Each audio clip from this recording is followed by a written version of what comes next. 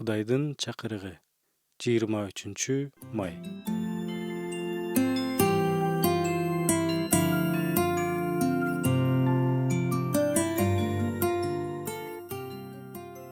Бугу тунук суунун башатын эңсегиндей, менин жанымда эңсейт сени Кудайым.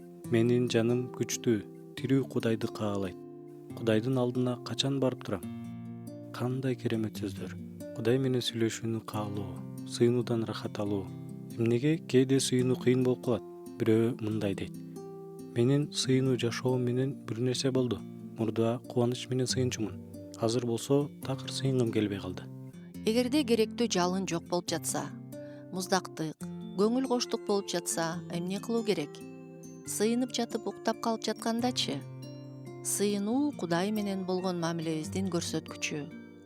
Эгерде сыйынууга каалоо болбой жатса, бир нерсе болду. Сыйынуу бул машаякчынын дем алуусу деп билебиз. Дем алгыла деп бизге эч ким эстетпейт. Же адам эч качан дем алгандан тажадым, дем алгым келбей жатат дебейт.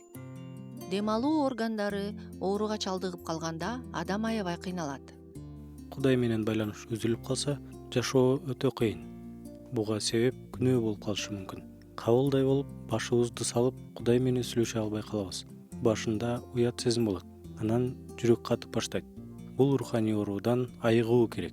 Чын жүрөктөн тоо кылуу керек. Теңир ансыз деле баарын билет. Бирок баары бир анын алдында күнөөбүздү айтып, тоо кылганыбыз туура.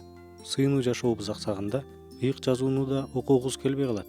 Жазууну аткарып жашоо аны менен бирге аксайт. Ушундай көйгөйлөргө туш болуп жаткандарга мындай кеңеш берет элек. Кудайдын алдына келип, Кудайым, эмне тоскоол болуп жатат, мага көрсөтчү. Эмнеге көңүл бурушум керек? Эмнени оңдошум керек? Анан Кудайдан жооп күчүбүз, ыйык руктун үнүн тыңшашыбыз керек. Ыйса Машаяктын курмандыгы аркылуу жүрөгүбүз тазаланат.